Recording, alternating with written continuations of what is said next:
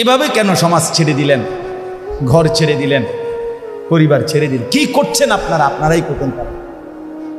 এই এক set sofa, 6টা চেয়ারওয়ালা, একটা ডাইনিং টেবিল, একটা ফ্রিজ, আর কয়টা কাচের প্লেট, লবণের বাটি, চায়ের কাপ, 2টা আলমারি, 4টা খাট, আর টাইলসওয়ালা একটা বাসা, 4টা রুম, 2টা বাথরুম। এই সামান্য কদ্দুর মিলাইতে গিয়া 60 বছর শেষ করে দিলেন।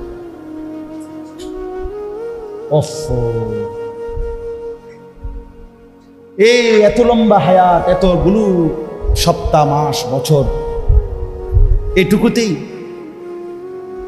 কি শুনাইলেন? 3 ছেলে বিদেশ পাঠাইছেন, 4টা মেয়ে বিয়ে দিছেন, বাড়িতে একটা বিল্ডিং করছেন, গ্রামে কদ্দুর জায়গা লইছেন, শহরে কদ্দুর জায়গা লইছেন, ব্যাংকে কোকা টাকা জমাইছেন, খালাস। এই তো মুসলমান, এই ছিল জীবন। এতটুকুতেই মানে তৃপ্ত হয়ে গেলেন। ছেলেটা 1 ওয়াক্ত নামাজ পড়ে না, অথচ বয়স 16,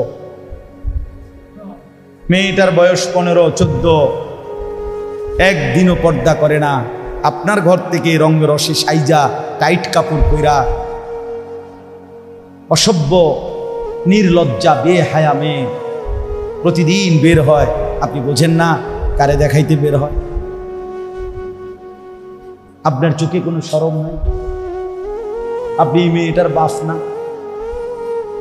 আপনি মহিলার স্বামী না? আপনি এত বেশরম কেমনে হইলেন? আপনি বাইচা রইলেন কেমনে? রাসূলুল্লাহ সাল্লাল্লাহু আলাইহি ওয়াসাল্লাম বলেন, কসম আল্লাহর, এটা হাদিস, যেই পুরুষ তার স্ত্রী সন্তানের জন্য অশ্লীলতা, বেহায়াপনা, নাফরমানি, বেপরদিগি পছন্দ করে, মেনে নেয়, স্বীকৃতি দেয়, আল্লাযী ইউকিররু আহলাহু আল খুবুস, নবীজি বলেন সেই পুরুষ দাইয়ুস। আর আল্লাহর নবী বলছেন দাইয়ুসের জন্য জান্নাত হারাম। দাইয়ুসের জন্য জান্নাত হারাম। এই জন্য ছেলেদেরকে বলি, ভাইয়া নষ্ট হয়েও না। আমার নওজোয়ান ভাইয়া নিজেরে বরবাদ করে, এত বেডির দরকার নেই, পারতা না, কোনো দরকার নেই। শুধু শুধু এতটি বেডি লইয়া কোনো কাম হইতো না। সারা দিন সারা রাত মোবাইলে বেডির ছবি দেখুন না, এত বেডি বেড হইতে লাগে না। এত নারী দরকার নেই।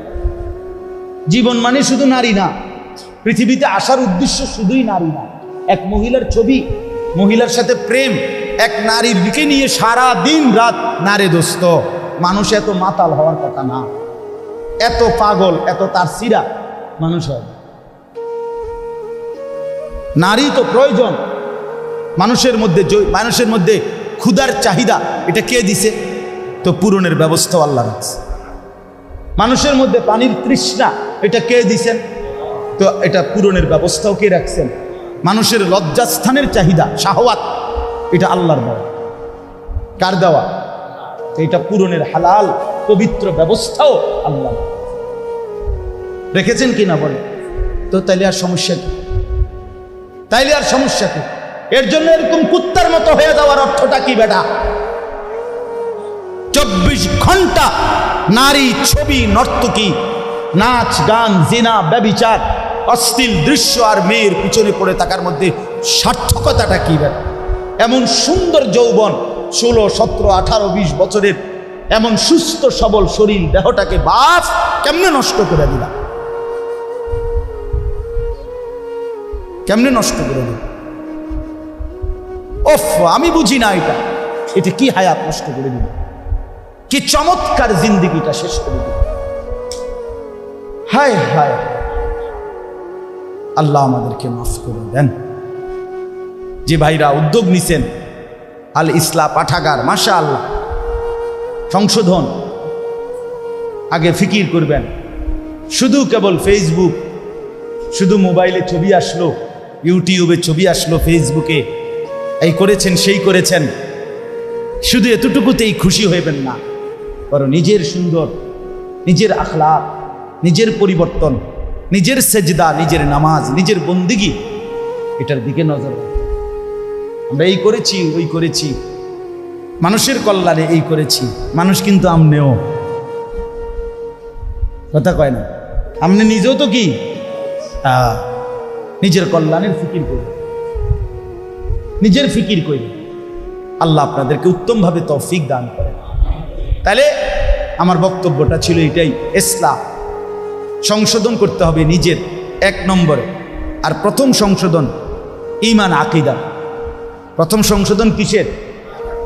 2 নম্বর ইবাদত মানে আমল।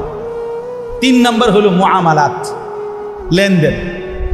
আমরা চলতে গিয়ে জীবন চলার পথে জমির বেচা কিনা, এরপরে আমাদের সমস্ত উৎপন্ন কর্ম, আমরা যে উপার্জন করি, উপার্জনের যার যেটা পন্থা, চাকরি বলেন, ব্যবসা বলেন, ক্ষেত বলেন, যেটাই বলেন, যে যেমনি রোজগার করে, এর রোজগার মানেই লেনদেন।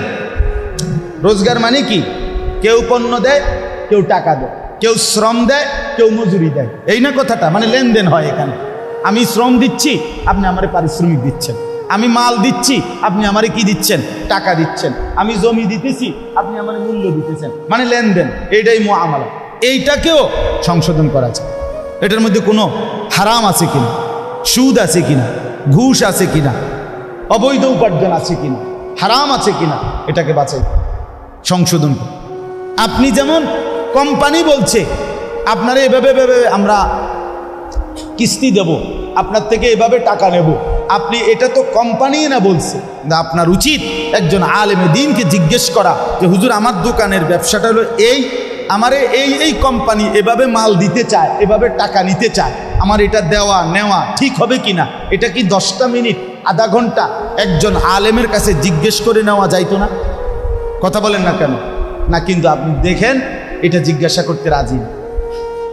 আমার সম্পদের উপরে এটা জিজ্ঞাসা করা উচিত যে আমার লেনদেনটা সহি কিনা। এই যে আমাদের সমাজে যুগ যুগ ধরে বন্ধকের যেই সিস্টেম আজও বদলানো যাচ্ছে না, অথচ এটা 100 যে আধা 30 শতক 20 শতক আধাকানি জমি আমনের আমি দিলাম, আর আমনের থেকে আমি 50,000 টাকা নিছি বা 1 লাখ টাকা দিছি, বিনিময়ে আমনের কাছে আমি 20 শতক জমি কি রাখছি? বন্ধক রাখছি, আর আমনের থেকে আমি টাকা নিছি 50,000। এখন আমাদের দেশের নিয়ম কি? যে যতদিন পর্যন্ত এই 50,000 টাকা সুদ না করবে, এবারে না দিতে পারবো, অতদিন এই 20 শতক জমি উনি ভোগ করবে। এটা না নিয়ম? এটা 100 হারাম, 100 হারাম, হারাম হারাম হারাম। এটা হারাম দাদা, হারাম খাইলা তুমি, হারাম। যদি বলেন ওমা আপনি নতুন করে এই কথা কইলে ওই বলি হুজুর, না আমি নতুন করে কইলে ওই তো না জানতো, আপনি আপনার ফুরান কথা থাই না, অসুবিধা, আমাদের মানা করছি না, আমি তো জামুগা। এখন বয়ান শেষ হইলে তো আমার গাড়ি রেডি, আমি দৌড় কুমিল, আমি কীর্তম আপনার কান্দে লই বই দেব। আপনারে বললাম। হ্যাঁ, এবার যদি আপনি বলেন না হুজুর এটা হারাম না, আপনার কাছে হুজুর আছে, অন্য কেউ বলছে এটা জায়েজ, তাহলে কে বলছে আমারে জানাইলে এরপরে আমার বিচার যেদিন হবে সেদিন আমি বটনি লাগাবো আপনার সামনে, কানে ধরে, এবং ভিডিও হইব, রেকর্ডিং হইব, সারা দেশ দেখব। আপনি বিচারের ঘোষণা দিয়ে আমি বলে, তাহলে কথার কথা একটা উদাহরণ দিলাম। অসংখ্য গাছের ফল, পুকুরের মাছ আপনার আন্দাজের উপরে বিক্রি করে ফেলে। ও বল মানে মুকুল বের হইতে হইতেই কি বিকতে লাগে, ফল বিক্রি করে ফেলে। তো এটা কি হালাল না হারাম জিজ্ঞেস করছে? ওদের এমনি তো চলতে আছে, এমনি চলবে। এমনি তো কত মানুষে বিড়ি খাইতে, এই জন্য সবাই বিড়ি খাই দেবে নাকি? কত মানুষে তো টেলিভিশন দেখতেছে, তো এই জন্য বুঝি টেলিভিশন জায়েজ হয়ে গেছে। নাটক সিনেমা দেখা কি হয়ে গেছে? জায়েজ হয়ে গেছে, তাই না? অনেক মানুষ কোনো গুনাহ করলেই সেটা কি হয়ে যায় না, হালাল হয়ে যায়। আল্লাহ আমাদেরকে বুঝ দান। আপনি যদি বলেন বন্ধকের এই সিস্টেম সঠিক বানানোর কোনো সিস্টেম না, মানে এই লোক কি করবো যে 20 শতক জমি ওনার কাছে যে আমি বন্ধক রাখলাম, তো এটা কি করবো উনি? এটা আপনি কি করবে, এটার একটা বুদ্ধি আছে, এটা আমি বলতাম না। আমি আপনার দরকার হলে আপনি হুজুরের জিজ্ঞাসা, আমি অন কইতাম কেন না, কি লেখা বললাম না, জানার দরকার নেই, যার দরকার সেই জিজ্ঞাসা। কষ্ট আলেমদেরকে জিজ্ঞাসা করলেই ওনারা হালাল তরিকা কি, বৈধ পন্থাটা কি সেটা বলে। কথা বুঝছেন কিনা বলে? প্রত্যেক পন্থারই বিকল্প হালাল পন্থা আছে। আছে কিনা বলেন না কেন? মদের বিকল্প মধু আছে, বুঝেন না? সুদের বিকল্প ব্যবসা আছে, হালাল ব্যবসা। আল্লাহ এই জন্য বলছে আমি সুদে না হারাম করছি, কিন্তু ব্যবসাকে তো হালাল করছি। তাইলে বিকল্প হালাল পদ্ধতি আছে কিনা বলেন? আচ্ছা, আপনি জেনে নিবেন। 3 নাম্বার। 4 নাম্বার হলো মুআশারাত, আচরণ, পারস্পরিক আচরণ। মা, বাবা, স্ত্রী, সন্তান, ভাই, বোন, চাচা, মামা, ফুফা, খালু, পাড়া, মহল্লা, প্রতিবেশী, আত্মীয় স্বজন, বন্ধু, পথিক, মুসাফির, এতিম, গরিব, ফকির, মিসকিন, অসহায়, এই সমাজের আমাকে বাদ দিয়ে যত মানুষ, কার সাথে আমার আচরণ কি হবে এটা জানা, এটা ঠিক করা, এইটাও আমার সংশোধনের অংশ। কথা বুঝছেন? মার সাথে আচরণ যা, স্ত্রীর সাথে আচরণ তা কেমন, সন্তান ভাইয়ের সাথে কেমন, নিকট আত্মীয়ের সাথে আচরণ কেমন, দূরের আত্মীয়ের সাথে আচরণ কেমন, এইটার স্তর জানা চাই, এটার স্তর জানা চাই। মাকে প্রাধান্য দিয়ে স্ত্রীকে জুলুম না করা, স্ত্রীকে প্রাধান্য দিয়ে মার উপরে জুলুম না করা, প্রত্যেককে তার হক আদায় করা। এই আল্লাহ আমাদেরকে বুঝ দান করেন। 5 নাম্বার হলো আখলাক, আমাদের অন্তরের ভিতরে চরিত্র। প্রত্যেক মানুষের অন্তরে 2 রকমের চরিত্র আছে, কিছু মন্দ চরিত্র, কিছু উত্তম চরিত্র। মন্দ চরিত্রগুলো সরিয়ে ফেলা আর উত্তম চরিত্রগুলো নিজের মধ্যে তৈরি করা, সংশোধন করা। যেমন আপনার মনে করেন কৃপণতা, এ মানুষের ভিতরে থাকে, কৃপণতার একটা অভ্যাস, এটা একটা মন্দ চরিত্র, এটা দূরে সরানো উচিত।